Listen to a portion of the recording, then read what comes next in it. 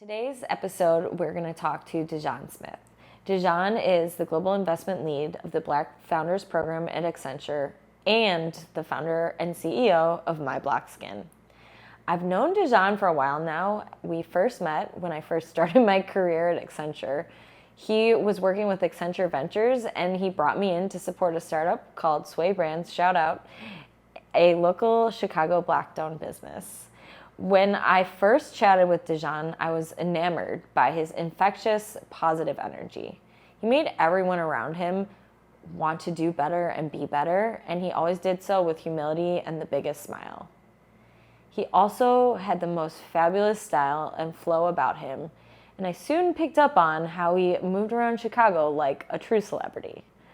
From the early days of knowing him, I always knew I wanted to follow Dujon's career, because I knew he was going to do something important. So when I learned of his new venture, My Black Skin, I could not wait to see it take off. In this episode, we chat about the Black Founders Program through Accenture, and then transition to Dujon's inspiration in starting a skincare line. He describes what it's like to create, design, market, and sell your own brand and product. If you're interested in snagging your own My Black Skin, the link is in the description. Can't wait to get started.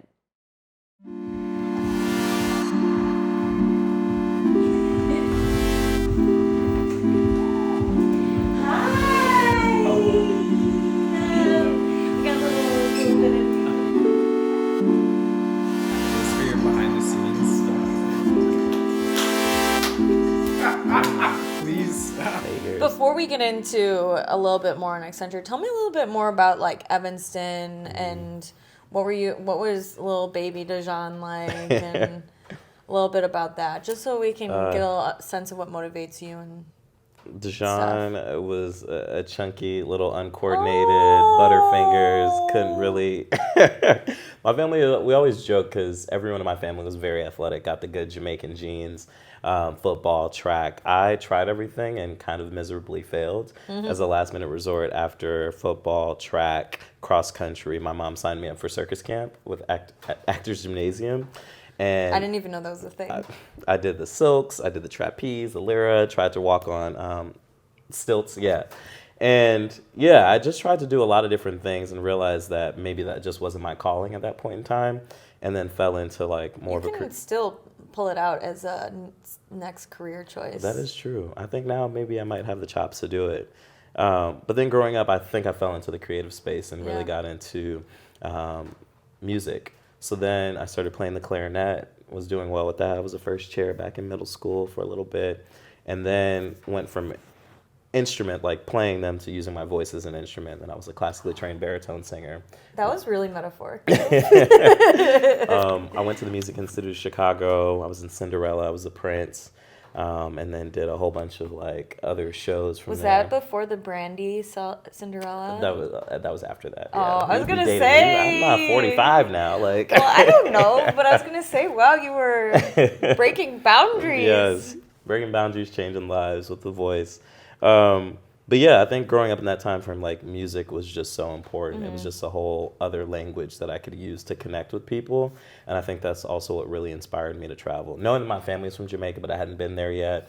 But then like singing in German or in old like Latin, I was like, oh, there's just this whole world out there, and other people are singing these same tunes and are unified with, the chords and the harmonies and the melodies. So young Dujon, I think between middle and high school, really just got into like music, the arts, and performance essentially. When you went to college, what were you initially studying? Were you studying finance? No, so actually I went in and was accepted to Pepperdine as a biology major because I wanted to be a doctor. Interesting. I thought I was going to be a pediatric anesthesiologist. I was trying to follow the whole doctor, lawyer, engineer career route that a lot of people think about, especially as an immigrant child. But in the midst of traveling, because Pepperdine had some great international programs, my eyes were just opened up to other things. I did a medical mission to Fiji my freshman year. Oh, wow. And I was like, oh, okay, cool, I'm going to go down this doctor path. And then with the concert choir at Pepperdine, I got to go to the Czech Republic and Italy and then I got into, all these other things. I was like, maybe business is like the space where I'm going to be able to like do some cool things. Yeah. Like, I don't think being a doctor was in my like calling for the future. And I went down that path and switched my major to international business. Studied Mandarin and went from there. Can you still speak Mandarin? Hello, thank you, and lower the price are like my main. Go ahead. 你好，你可以给我打折吗？谢谢。Yes. Feel free to fact check, but yeah, that was pretty spot on. That was pretty good. Okay, so then you went to Pepperdine, and then when did you go to Shanghai and London? Shanghai, I was there between 2011 and 2012. In London, I spent 2013 and 2014. Okay. What were your favorite two things about favorite thing about each place? I would say living in Shanghai was just so dope. Just being this tall black man. Wait, what was that? That's wild. I mean, it's just so interesting. Sometimes you forget growing up in the States where you do, depending on what city you live in, you see a diverse group of people. Yeah. To go to a country where it's so homogenous and then you really stick out. There's so many people that never even saw a black individual except like maybe on television to see one in real life, especially when I went out into more rural parts of China. Did people think you were a basketball player? People always thought I was a basketball player. They said Michael Jordan.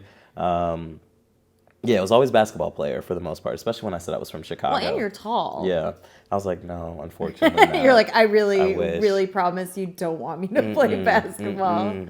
And a lot of people love taking photos, and I use it as a side hustle, so I would charge like $1 for them to take photos with me, and then use that to turn up and have fun with the friends. We're going to Japan in the summer, so we'll take note of the charging people little situation. That's smart. Okay. And then favorite part about London?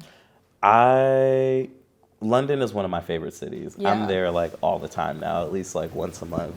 But it is such a beautiful international city just because they have everything there. Like, I mean, their history, we won't talk about that. But like every cuisine that I could possibly want is there. It's easy because everyone speaks English. I love the English accent.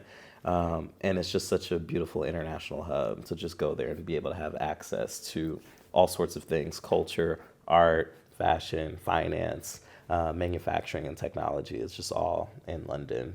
I love it. Yeah. So ultimately, one of the reasons I wanted to have you on this is I'm like trying to think about what my perspective is in creativity and entrepreneurship and design and stuff. And you being someone in the business and on the investment side, like there's a lot of synergies, and I don't think people really understand how that works, but I think that if you want to be a successful entrepreneur or creative, that's understanding that and those relationships, why those are valuable, is super important. So that being said, can you like explain your role and kind of where those synergies are, and like with startup companies developing brands and products, and how that like all intertwines? Yeah. So by day, I'm at Accenture. I run our Black Founders Development Program, which basically means I get to help Accenture as an organization partner and invest in Black founded companies. Accenture, you're lucky. Don't forget it. And for me, I really just boil that down to like 3 simple C's, like cash, contracts, and community. Okay. How can I work with you to get you investments in the form of cash? How can I help you grow your business with new customers and contracts? And then community is all around like, how do we create an ecosystem of individuals, like-minded folks that are going through the same journey as you, that can share knowledge and information that allow you to just do what you need to do to hit your goals. So that's really my day-to-day at Accenture, is talking to founders, understanding what they're building, what their needs are, and then trying to navigate the information ocean that is Accenture to find the right expert person to then help them with what they got going on. If it's capital needs, if it's like, how do I develop a go-to-market strategy, or how do I price for like the healthcare industry if they have a digital health solution, with more than 500,000, 800,000 folks now at Accenture. There's just such a wealth of knowledge there. There's every type of technology. and like a wealth of knowledge on every industry and subject matter. So, I mean, that really goes to show though that you need to understand. You have to have an understanding of like that web and where to find those people in the pockets and stuff, and also how to like identify like almost like how to go from point A to point B. Yeah. Because not everyone would know how to be like, oh, this is what you're doing. I'm going to connect you with this person. So that's like a huge skill set that it's cool that you've been able to like build a career off of that. Yeah. I guess one of the things that you are focused on is the Black Founders Fund.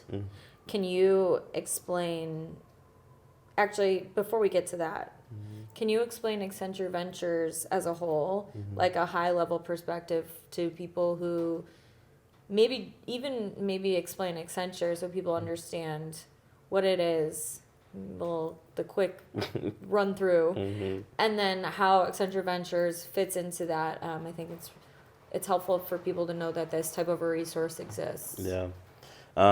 It's always hard to explain what Accenture does because Accenture does so many different things. I'm like, yes, consulting, managed service, and then digital ad agency work. Okay, but what does that mean fully? Right. We serve every industry, every function you can think of, from cybersecurity to supply chain to sustainability, everything in between. But at the end of the day, I think to boil it down to simple terms of like Accenture, we just help our clients do whatever they need to do to drive like their business.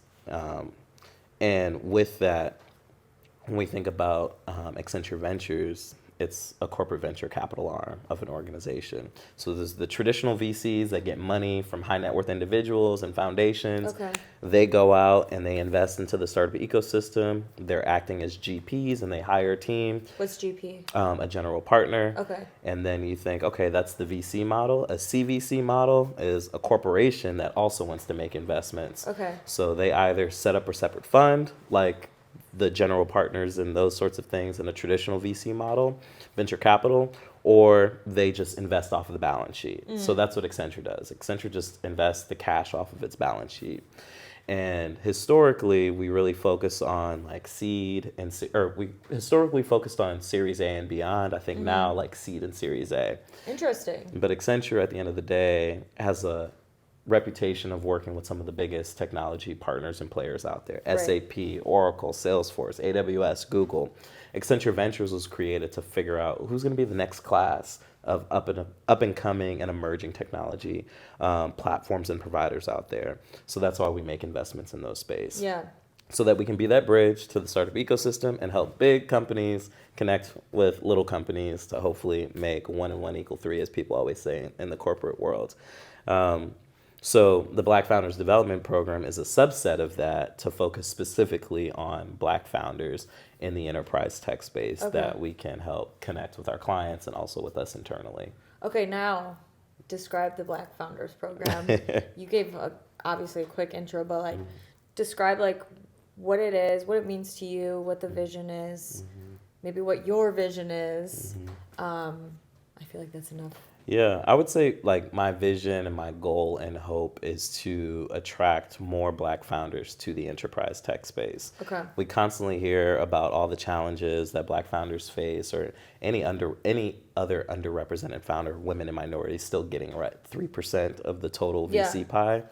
But there's so many spaces where VC funding is flowing, and not enough of us are operating in all of those spaces when we think about it. So for me specifically, while we might know like a lot of Black founders might create services businesses or products, how can we get more Black founders to create enterprise tech businesses? If they're already working in a corporation, if you are a Black individual at a cybersecurity firm, how can you feel empowered as an individual to maybe spin out your own business from that and then get VC funding in that space so we can be better represented across the board in all areas where VC funding is flowing? Because in my view in the future is that we all are getting our proportional slice of the VC pie, regardless of what our ethnic background is or gender identity or anything like that. So for me, with the Black Founders Development Program, really holistically is for Accenture, is making sure that more Black founders are being elevated and getting the capital that they need in the enterprise tech arena. And then also using those stories to just attract more people to this space. So like, I feel like a reason that a lot of these people don't get into these spaces, don't get funding, is almost like the intimidation of not knowing how to start, or like, I think maybe not having the education in some of those spaces, or just like being exposed to that. So how does this program combat that? So when maybe people are entering in the space, they're not expected to be at that level. Does it like support in any way to get them to that level? Yeah, I would say so. Our key pillars historically has been strategic investment, community, and thought leadership. Okay. So as I was saying earlier, how do we build cohorts of individuals to share knowledge and information? Yeah. How do we provide access for our founders to mentors and advisors to ensure that they know, like, yes, you might be good at building a product, but are you good at running a business and running your P&L?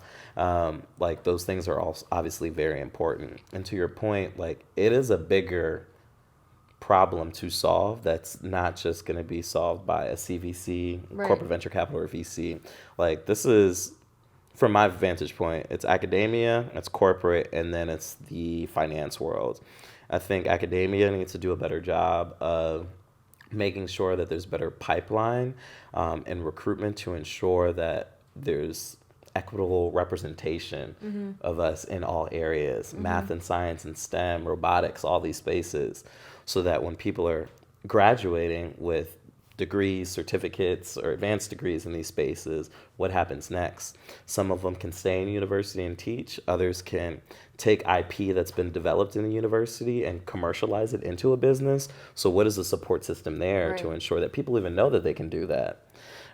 From a corporate landscape as well, people are getting hired. Are the right people being retained and then pushed up through the organization to management level, to C-suite level, so that they can potentially go out and spin a business out? Because you constantly see all the time, like, C-suites, they're there at a company for a couple of years and they spit out their own business. Right. It's easier for them to raise funding because, oh, I was a former CEO of Twitter or like Reddit, whatever it might be. And you see constantly in the financial world that those individuals keep getting repeat funding, as we saw Right. with like WeWork, and that founder raising hundreds of millions of dollars at his seed round without anything fully tangible there. So then, yeah, then it's also the financial world, making sure that we're removing bias from the process as it relates to the investments that we're making, these look-alike investments, and Yeah. just recycling money with the same individuals. So what can we do to ensure there's more diverse check writers in the space that are seeing other opportunities and seeing and having access to other populations of people that are innovators in that space? So I think like really bringing together academia, the corporate world, and then the financial world together to widen the aperture of the individuals that are getting investing in, getting funding, and having opportunities to commercialize new innovations is going to Totally. be key. That's interesting. I think like the reason I asked that was I've been a founder before, and there were certain things that I was almost afraid to approach. And I think like it can really hold you back in those situations, but there was almost this there was like an intimidation and just like my confidence in those things because I had never done it before and I maybe didn't know anyone who had done it before. Like really held me back from being able to do probably some things that were like super basic. And I feel like if I would have had someone that I could go to almost as like entrepreneurship for dummies, like 101, right? Especially if it's from an organization that is reputable and does invest in companies and stuff, I feel like that's something that would have removed those boundaries for me. And so I imagine that was like my experience. I can imagine some people have way less exposure to all of these things. Like, how do you even know you can be an entrepreneur? Like what you're saying about education, right? Like, how do you even know you can start a business using those things? It's like really interesting because I think everyone is able to follow the paths that they've seen, right? But it's a lot harder to make those new paths if you've never seen them. Exactly. That's really interesting. So as you've been with the Black Founders Program, what has been your favorite startup or founder that you've worked with so far? And are there any that we should keep an eye out for in the future? I would say, like this past year within Accenture, I was really excited to do a lot more programming with some of our founders.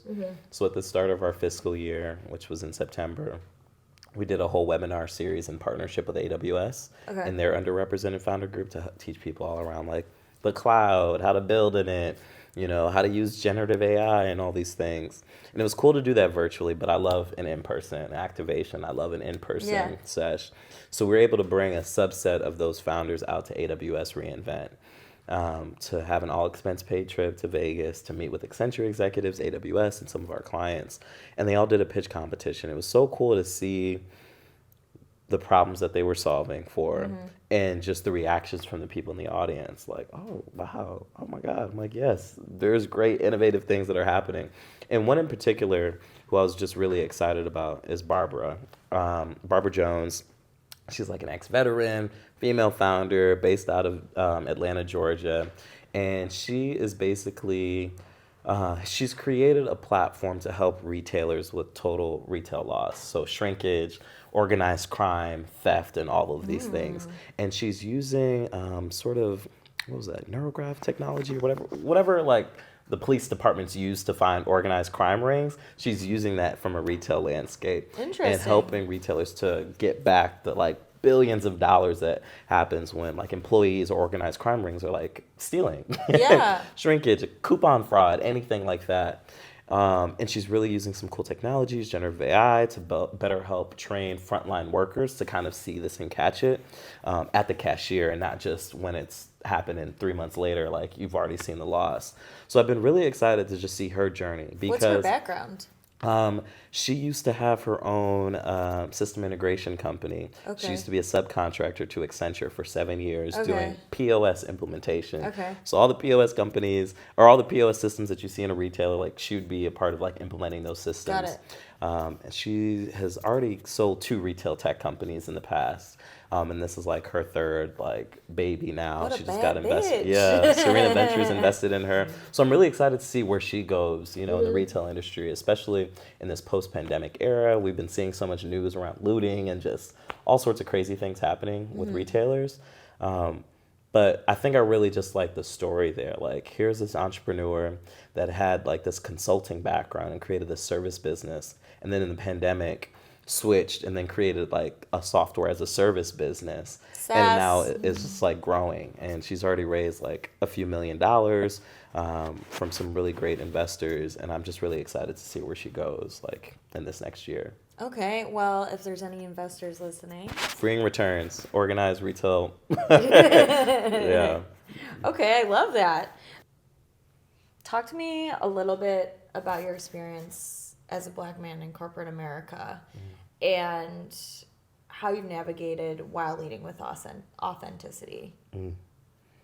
Corporate America is no joke. But It's kind of a joke. It is. I love corporate Erin on social media. She like cracks me up, and is triggering all at the same time. If you all haven't seen her videos on TikTok or Instagram, but I think as I mentioned a little bit earlier, it's been such an interesting dynamic being in corporate America. And I would say growing up in Evanston was a very diverse like suburb, to say the least. But I've always been used to being one of only in like white spaces, even in a diverse environment. Because I think even growing up, being in honors and AP courses, typically it was only me and maybe one other Black woman in the class. Right. So translating that into corporate world, where I realized I was one of an only, it wasn't like I wasn't not used to it. I didn't get the experience of like at HBCU and then going back to corporate America, where I was always surrounded around Black folks and Black intellects and professionals. So going into corporate America wasn't as like of a culture shock for me as it has been for some of the other people that I know in my life and some of my other friends. But as I was saying earlier, especially in the finance space, I was like, more of us need to be in these other enterprise functions and all these mission critical roles within organizations. Because oftentimes, as I've been seeing over the years, when there's an economic downturn, we're usually the first to be laid off. And just see that across the board, I think, just makes me think, like, how can we make sure that we're everywhere so that when things happen, we're proportionately being let go at the same time, and not disproportionately being affected by these things. Why do you think that is? I think it's just like kind of what we've had access to, you know, like Yeah. when you even like, if we just focus in on like North America as an example, when you think about how the country was run, whether from a government perspective or from corporate, it's always been white men. Yeah. Then like obviously women got the right to vote, and then like minorities got, and it's the same thing in corporate America. Like we've kind of been funneled in, like, and the roles that we historically had in these spaces were always like admin, support, janitorial. Yes, there's been great examples of us being entrepreneurial and having our own business, but on the grand scheme within corporate America, it's taken us a while to shift at scale to go from like corporate admin Right. to like corporate drivers. Well, and the people who have been able to are exceptions versus the average, right? Exactly. So yeah, I would say for me, to answer the second part of your question, just being authentic, I think it's been a journey. Yeah. Because for a while I always tried to fit the cookie cutter mold, especially working in finance. I was like, all right, I got to get my Patagonia vest and like look like everybody else. But I think, as everyone probably felt with the pandemic and the shift, I was the wake up call. I literally remember this for you. I was like- Dijon dyed his hair. He bleached his hair. There were so many things that I always wanted to do. I was like, I can't do that. I got piercings, tattoos, Yes. went blonde, pink, blue, whatever, every color. I was like, just had this moment where I was just trying all of these things that I historically didn't, because I felt like people would be looking at those things and I wouldn't feel worthy to be in Right. the environment.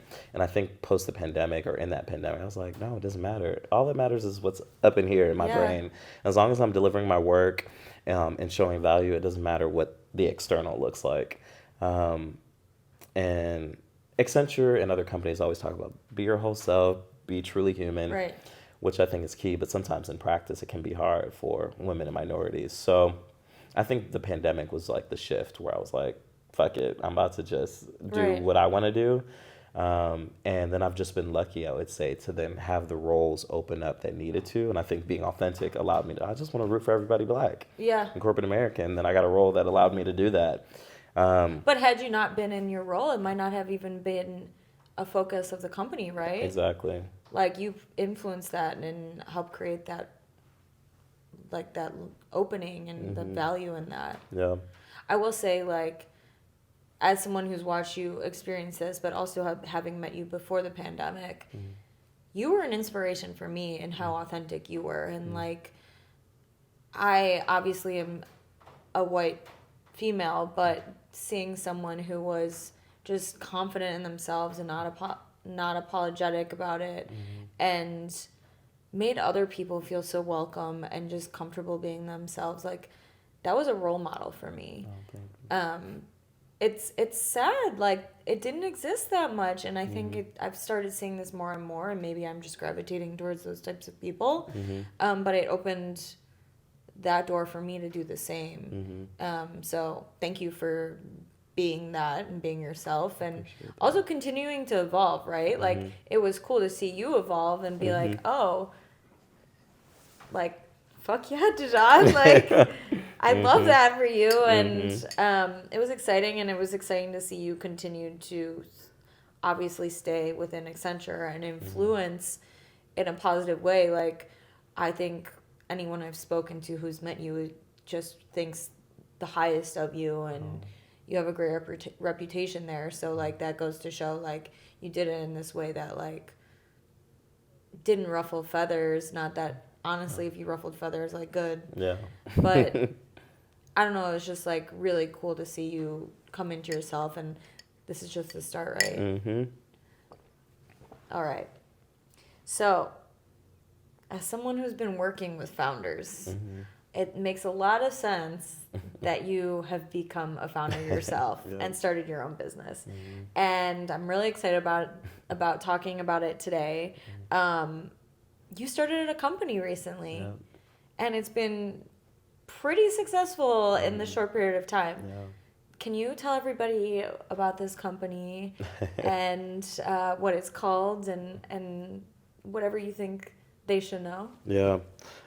So nowadays I tell people I do enterprise tech by day and beauty at night. I launched the sun care But brand. you're beautiful Oh, 24/7. thank you. Yeah, I'm gonna add that. I'm gonna add that now.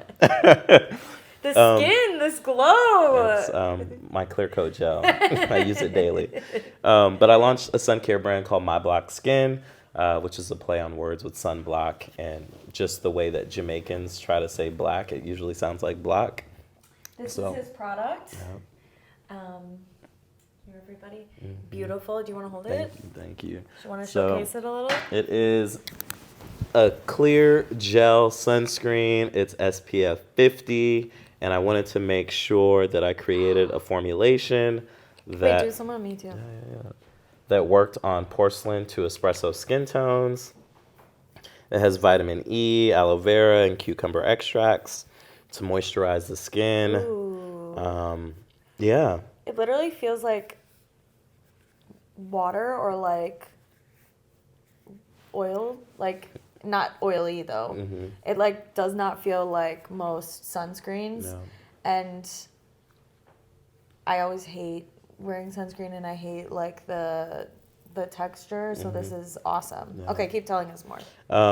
And the reason why I created this Oh my god, it brand. smells amazing. I was touching you. my face. The reason why I created this brand because I wanted to initially bring men of color into the conversation because I was inspired by Black Girl Sunscreen and Supergoop. And I was like, but none of these brands are actually speaking to like men of color. And after looking at recent articles in the Washington Post, the Wall Street Journal, BBC around men of color dying from higher rates of skin cancers and melanoma, also seeing that Bob Marley died from a skin cancer and melanoma that started in his foot, it just made me think that this is like another invisible disease that is causing death when it doesn't need to. And I'm tired of seeing individuals die from preventative Right. diseases that are preventable, I should say. And I know everyone has had, those issues growing up or even now. No one wants to look like Casper the Ghost or gray like an elephant when they put on sunscreen. Well, and when you have like a darker complexion, it's even more noticeable. Exactly. And a lot of times it doesn't like fully blend in.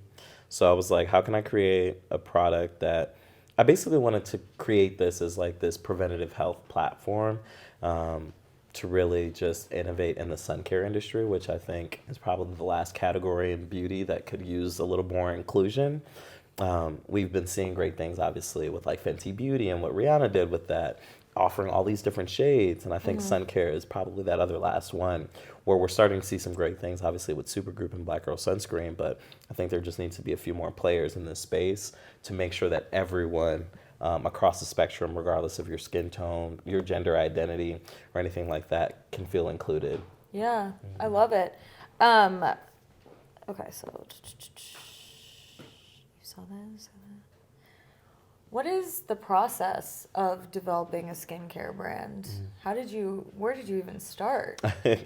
Yeah, so I quickly learned that skincare is very different from sun care depending on what market you launch in. And for me specifically, I just started with a name. I was here in New York in September of 2022.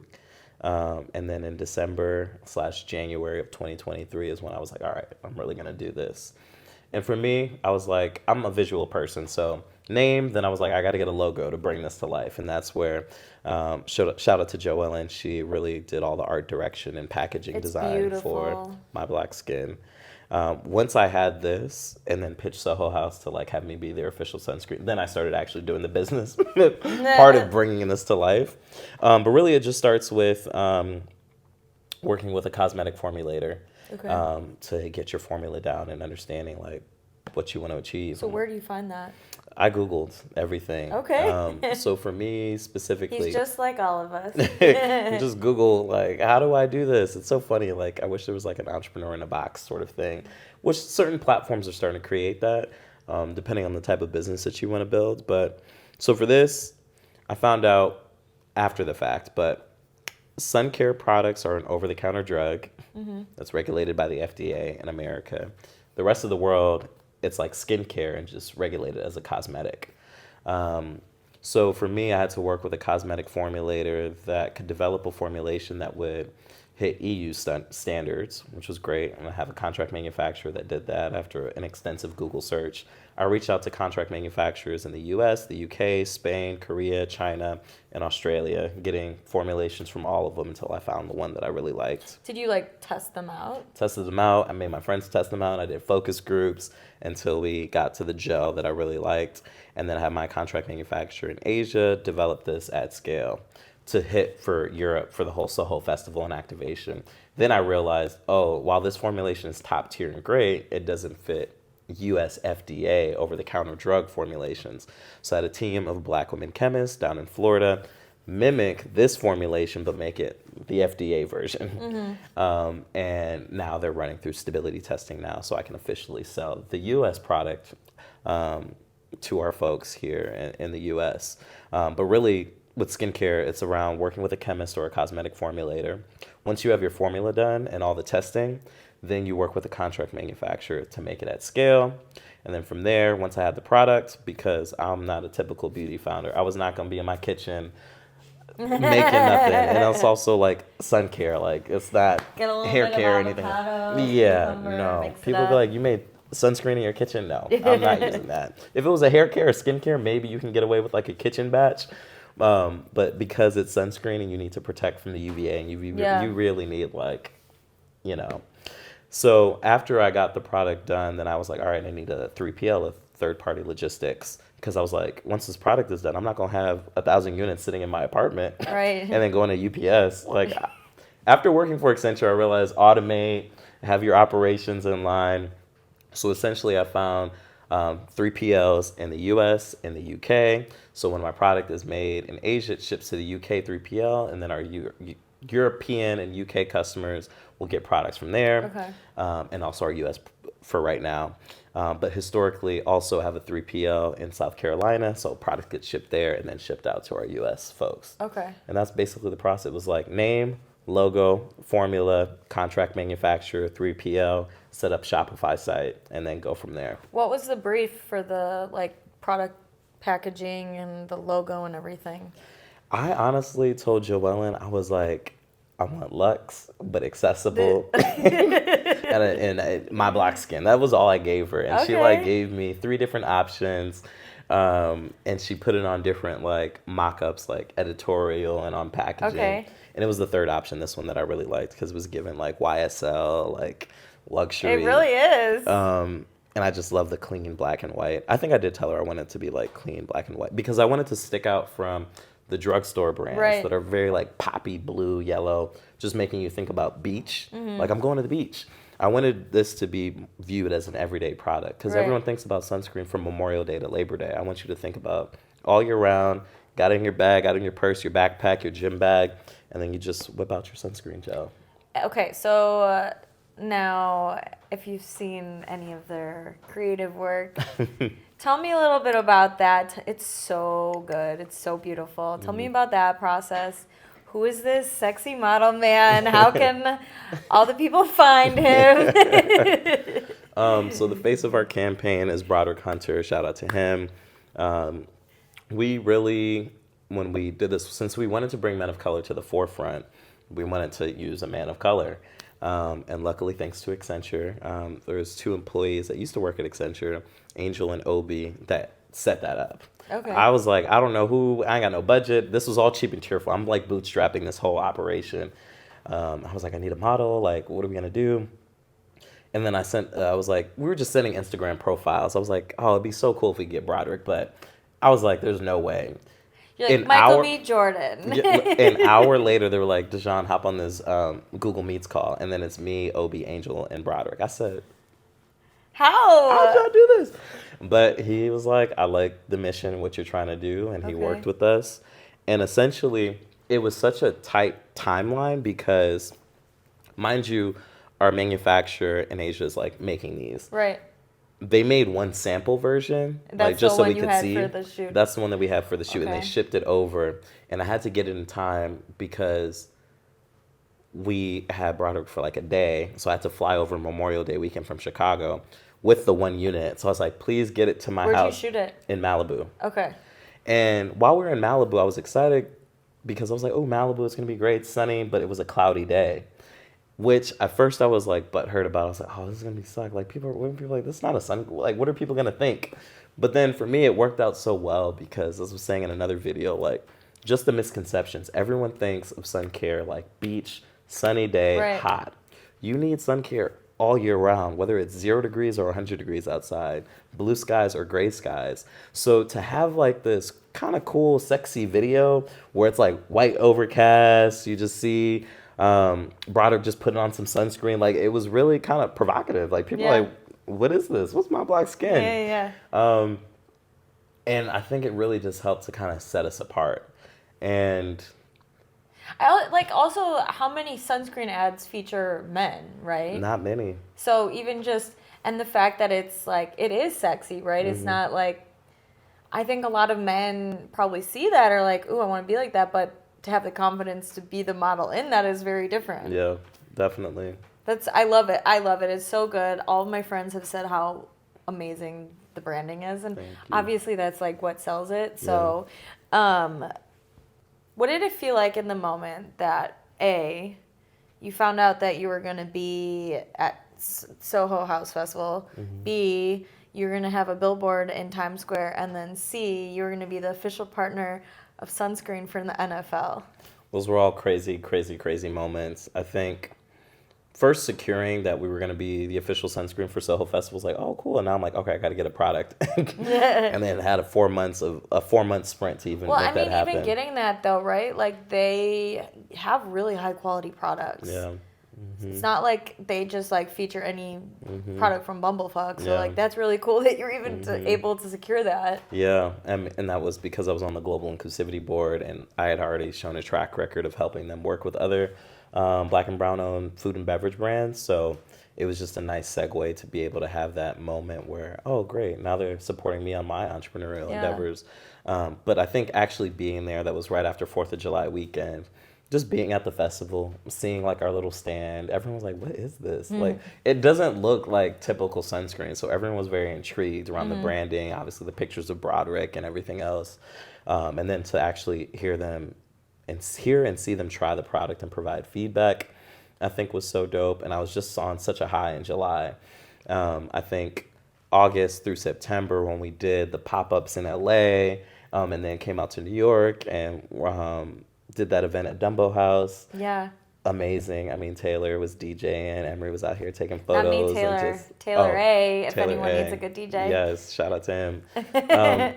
I was just on a high the whole summer. I was like, wow, we did that. Like, this thing that I had in my brain last September while I was in New York is now here, and we're at Dumbo House, you know? So the billboard came about because of a woman named Janine. She used to work for Breck. Shout out to her. We met at Black Men Talk Tech in Miami, and she'd been following me on LinkedIn and said, I like what you're doing. I have a cousin that's a dermatologist, and I can invest and maybe get you a free billboard. I said, yes, yes, and yes. And she ended up through the Brex Rewards program, got us a free billboard in Times Square throughout New York Fashion Week. Like, our ad played every hour on the hour for 7 days straight. So to then be in New York after the Brooklyn and LA events, and then just be in Times Square and then see this video that we produced Cheap and Cheerfully with Broderick and Saul and Angel and the team, to then like, I mean, it was just unreal. I was like, oh my gosh. It just like happened so fast. Yes. And then a week later, the NFL How did that happen? So the same agency, Undercurrent, that did our Soho Festival activation, brokered that deal. Okay. And for me, that was a full circle moment because back to Evanston in Chicago, when I was a senior in high school, I got a scholarship from the NFL through Lovie Smith, the head coach of the Chicago Bears, to go to Pepperdine. So to then have a business after I had studied entrepreneurship and did all this other stuff with the NFL, to be their official sunscreen in the UK and Ireland, it was a huge risk to take. Like, it's a marketing deal, so you make a payment in exchange for the IP. But in my mind, I was like, okay, if we get this and have this additional social proof on top of Soho Festival, this billboard, like, this will help us to secure a retail partner. That was my mindset. I'm like, I'm just gonna take a big risk and see what happens. It was great. We popped up at the London Games. It was 3 weeks of games. They had a big fan activation zone with like 50,000 fans. To see my black skin next to Marriott and Microsoft was like crazy. Oh my gosh. And then Usually, that's basically a month later in November is when we had a call with the largest pharmacy and beauty retailer in the UK to talk about our brand. They said they had been looking for a brand like ours for 18 months to cover the multicultural sun care segment. And it all worked out. I mean, it'll be announced soon. I won't spoil it here yet. But we've been having some really great conversations about a launch with them this summer, which I'm really excited about.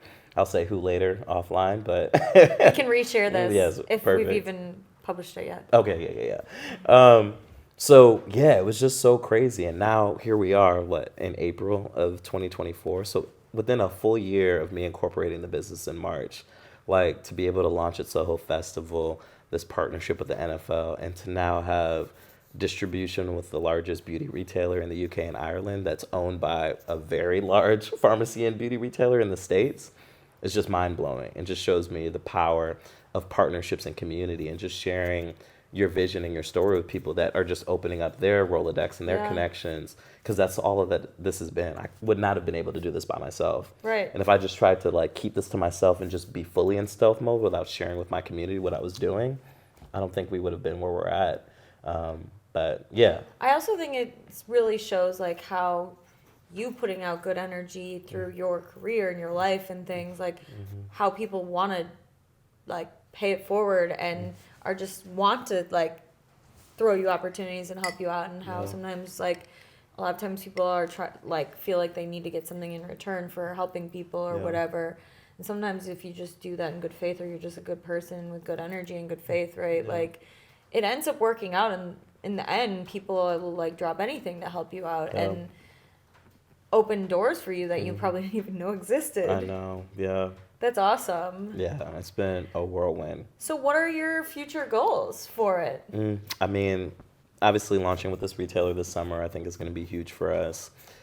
Fully launching our FDA version of the product, later this summer and into the fall.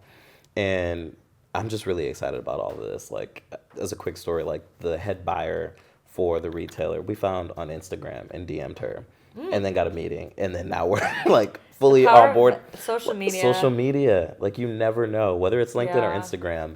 If you see someone, just reach out because you never know if they'll respond and then, take you to the next level. But ideally, I've been telling people now what Red Bull has been everywhere. I want to be the Red Bull for sun care. Okay. When you think about Red Bull, like they a sell little edgy, and they sell energy drinks. Right. But you see them at Formula One, you see them on the slopes for skiing and snowboarding, you see them in extreme sports, you see their concert series, everything. It's like this lifestyle. Like Red Bull gives you wings. And you know what their brand stands for. Like that's what I want to be for the sun care industry. Like having My Block Skin just really integrated into outdoor lifestyle activities, festivals, sporting events, anything that just has people, just associating My Block Skin with just wonderful, great, adventurous memories. Yeah. Like that's kind of where I see the brand moving in the future. It's just having that. Yeah, what Red Bull has done, I want to do that from a sun care perspective. Okay. Yeah. Okay, so forever skincare lines have focused on their development and marketing, usually focusing from like a female's perspective. Your brand obviously does the opposite. That being said, it's actually a fantastic product that I use and I would recommend to everybody. Yep. But can you make an argument or a pitch for maybe like white friends or people of lighter complexions why they should also be purchasing this sunscreen? Yeah. One thing that I will say, yes, the industry has had a focus on, when we talk about skin tones, they have the Fitzpatrick scale. So 1 through 3 are lighter, fairer tones, and then 4, 5, and 6 are like the darker espresso tones. And it's so interesting at the end of the day, when brands create inclusive formulations that work for 4, 5, and 6 skin tones, it actually works really well across the spectrum. So that's why my tagline has been really around, yes, I've created this brand to bring men of color into the conversation. At the end of the day, this formulation works well from porcelain to espresso skin tones. So whether you're white, black, blue, or anything in between, like My Block Skin is going to be a formula that's going to have you looking good. So that's really been just my pitch. It works from Yeah. porcelain to espresso skin tones. I mean, also if you want to support like Black-owned business, That too. Yep. if you want to see your friends like have options in sun care, like Yeah. support the business so it can keep growing. Exactly. For me, I'm like, all right, I know Emery doesn't pack sunscreen and he doesn't put it on unless I make him.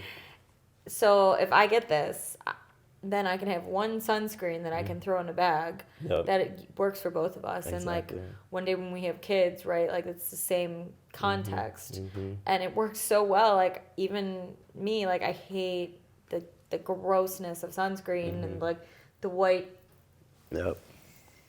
like I don't know how to describe it. It just like feels Even feel your hand right now slimy. where you yeah, put it this on. feels so nice. It smells so good, and for me, it just like makes sense. Also, like it's cute. Like it's like cute. I want to put it in my purse. Yeah. I like pack it with me, even if I'm not going to use it because it's cute. Exactly. I don't know if that's the thing that everyone does or No, if that's it's just fine. me, but I like to pack my cute products. Yeah. So yeah, I think I wanted to plug that perspective as well. I appreciate that. And that's what we wanted to just continue to educate people on. Like people, if you wear sunscreen daily, you're 50% less likely to develop a skin cancer or melanoma in the future. It's like these little things that we want everyone to know because a lot of people don't think about it. A lot of people just focus on, oh, well, my skin didn't burn, I'm not peeling. Right. But those UVA rays are doing damages that you can't always I am see. guilty of that. So I need to work on that. And then there's also great benefits of using sun care from a skincare perspective. Helps with photo aging, hyperpigmentation, dark spots, everything like that. If you want to have a nice youthful glow, you should be wearing sunscreen. Oh, good to know. Good to know. Well, okay. Do you plan to expand into any other products? Yes, so the Clear Coat Gel is our hero product. We have this, which is going to be a face at a 50 ml tube. We're going to launch a larger format in 150 ml for the body. We're going to be launching a cream in case people like that format over a gel, depending on their skin type, oily combination. Will it also be clear? It'll also be clear. Regardless, everything's going to be clear. It's the I Clear don't know Coat if I've collection. ever seen a clear cream before. That's We really have that. interesting. Okay. And a lip balm. Okay. So those would be our EU-focused products that will also come over to the States. We are also launching an after sun gel. So in case you do get burnt, your skin is burning, you put that on. Aloe? Mm-hmm. I've needed that. Yep. Okay, that's smart. Okay. And when do those products come out? Fall through winter. Okay, and if people want to purchase this product, where can they find it? myblockskin.com. Okay. Or if you're in England, If you're in England in June, in the biggest future retailer, stores. you'll know it. Okay, so what has been the biggest joy in creating this?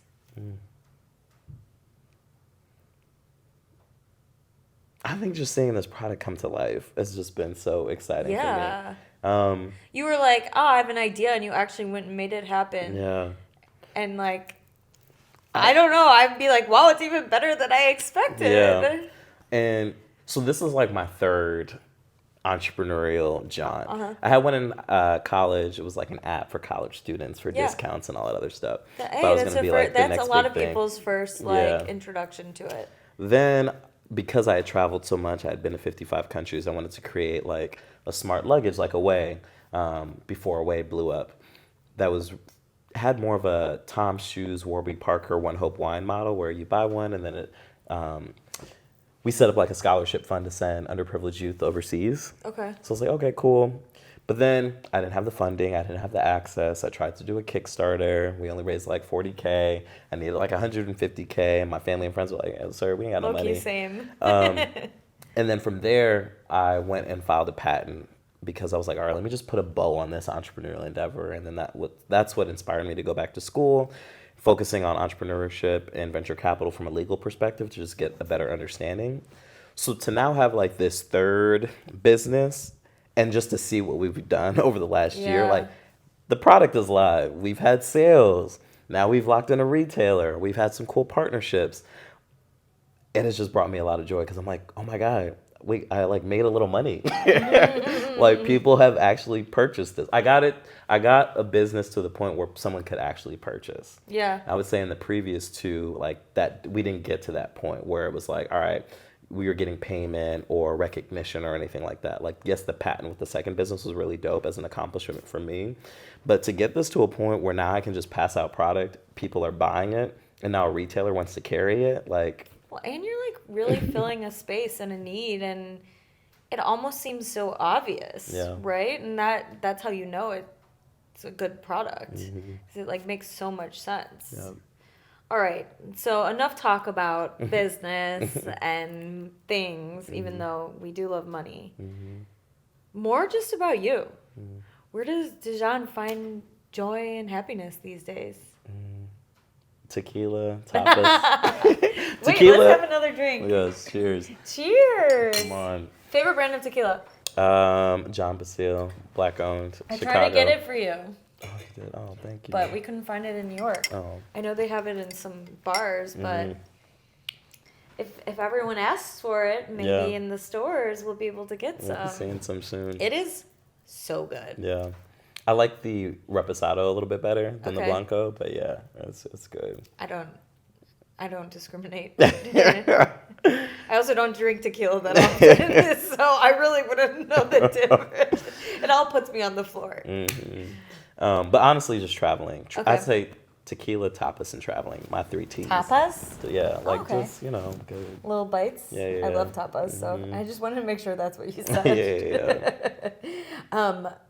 I know. I mean, you talked a little bit about music being kind of like the start to your whole journey and passion. Yeah. How would you describe your music taste, and who's been an artist that has been along with you for the journey? Chicago. I love house and electronic Yeah. music. Like throughout the pandemic, K Tronada's album, all of his albums just have really been getting me through this last season. Yes. Perfect, right behind Right you. behind me, yeah. That wasn't on purpose. But yeah, his music, and just the sound. Yeah. It's just, Outside of that, just with my roots, like reggae music, I think is also just nostalgic to home and like where my parents came from. But I would say like house and electronic music is my lifeline. Everyone always says like, Dujon, you have so much energy. That's like, that's probably what's powering my internal Energizer Bunny. It's A little soundtrack to your life. A good little beat, yeah. Okay, favorite song on the new Cowboy Carter album? Country and me are a little, but I loved, I guess, Two Most Wanted. Okay. I liked Miley and Beyonce, the duet together, and Tyrant. Okay. Yeah. Okay. Yeah. Okay, a little more serious. Was there ever a point in your life you think things could have gone drastically different? Yeah. After I graduated from Pepperdine, I had gotten a scholarship also from the United States Department of National Security. And I was supposed to, maybe I shouldn't say this because I owe them some money. You get the scholarship, and if you get the scholarship, then you have to go work for the government for a minimum of a year. If you don't work for them, you have to pay it back. I didn't. And I think if I had gone to work for the government at that time, my life probably would have been a lot different. Yeah. If I didn't go the Accenture route, if I had like taken a government job. I don't really see you in that setting. Me neither. All right, favorite black-owned restaurant in Chicago? The Delta. Oh, that's in Wicker? Yeah. Okay. Favorite female black-owned brand? Hana Beauty. What is that? Like shea butter and like oils. Oh. Started by Abena, also in Chicago. She was like a social worker turned teacher turned entrepreneur. Okay. You can get her stuff at Ulta Beauty. You should do some like joint marketing or something with her. We did a little. She did a 7-year anniversary, and I like gifted some My Block Skin with her products I at love a yoga that. class. Okay, what is the best book you've been or podcast you've been listening to lately or reading? All About Love, Bell Hooks has been good for me. You were talking about a little bit earlier. I love thinking about love, both platonic and romantic, and even professional, and how you make people feel, how you show up. And it's just been very important, like that topic just in general, like just how I love, how we show love, how our experiences in life and our own collective cultural consciousness shape how we show love and give love to individuals. So I just love reading her book, Salvation, and those things. And then podcast-wise, what have I been listening to lately? How I Built This. I love hearing people's stories. Yeah. The lip bar was one of my favorite episodes, and just hearing her, because she was making lipstick like in her kitchen. And I was like, girl, how did you do that? And it's just her experience on Shark Tank and her like what happened there and how they called them colorful cockroaches and then shitted on them. But then they blew up and they're in Target and everywhere and doing such a great job. So I think just hearing people's stories on how they overcome obstacles and still had that like faith within themselves to overcome, and they do. It's just cool hearing people's stories. So going back to the love thing, how would you describe how you show love to people? That might be loaded, but I know quality time is my love language. Okay, yeah. I think that's how I give and receive love, platonically, romantically, and professionally. Like everyone, like we're all so busy, busy. But if you care about someone or you love, you'll make the time. Well, and it's like, it doesn't have to be all the time, right? Yeah. It's quality when you do it. Exactly. I think that's a huge thing. Okay, if you could be at any career that is not a founder, consultant, venture capitalist, lawyer, I don't think I'm missing any, what would you be? Be a CIA agent. That's the one thing that ties to the NSA, because growing up I love like the travel, Jason Bourne and the Bourne Yeah. Identity, and all the traveling. Like some people that I don't know well, I kind of joke because they're like, "You've been to 55 countries. Like, what do you do?" I'm like, "Oh, I'm a spy," because I kind of believe that. But yeah, I totally would have been like a secret agent. Those like a are spy. like my favorite types of movies. Mine too. And also, we used to think that my dad was a CIA agent, and we're not convinced that he's not. We don't have a good reason. We just really loved the idea of it, so we just really leaned into it. So good. I would totally be. I could like see a that. spy. I could see that. All black with a gun, just sweet talking. Yeah, poop, poop, poop. Yeah. Little James Bond action. Exactly. How would you describe yourself if you were to remove professional? Ooh. A joy seeker. Okay. That I was like just the first thing that came to my mind. I like that. Yeah. You can also like have multiple descriptions. It doesn't have to be like put it in two words. I didn't know if it was 2 words, but a joy seeker. Oh, I mean, that's perfect. I Yeah. think that's really all encompassing. Yeah. And then final question. What is a piece of advice you would give to your 10-year-old self? 10. Oh my gosh. Little, what did you say? Little chunky. Chunky, butterfingered, uncoordinated. What advice would I give? Well, you be looking good when you're older. Don't Yeah. even worry about it. Literally. This too will pass, young Dujon. Yeah, just that, the typical, just continue to believe in yourself, no matter the obstacles that you're about to face, because, a lot of things happen in life, probably in the last 22 years since I was 10, but I would tell my 10-year-old self to just stay strong. Remember what your mom told you, manners will carry you through the world, because that's what my mom told me, and it literally did carry me through the world. Yeah. 55 yeah. countries. Yeah. I love it. Is there anything you want us to like make sure the audience knows, or any questions that I didn't get a chance to ask that you want to like make sure we touch on?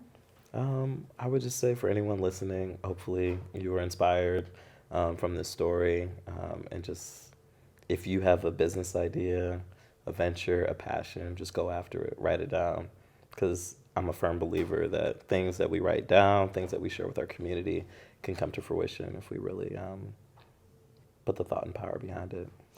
Also, if anybody wants to connect with you, Yes. any Black founders, how can they find you? LinkedIn, Instagram, Dujon C. Got a Smith. little fire IG, some professional photo shoots up here. Dujon C. Smith is usually my handle on most social platforms, so you can reach out to me there. Okay, well, I think that's it. thank you so much Perfect. for doing this. No, thank you. It always makes me so happy to see you and Me too. just cheer for you. Everybody go buy some My Black Skin. We'll be bringing it to our trip to Tulum. Come on. And Make sure Emery wears it. yeah, don't worry. He's going to be taking some photos and modeling it. it's his break moment, big break. The But next phase of our summer 2024 campaign. don't promise that on camera. But thank you so much and love you. Love you too. All right, I think that's it. Whoop whoop.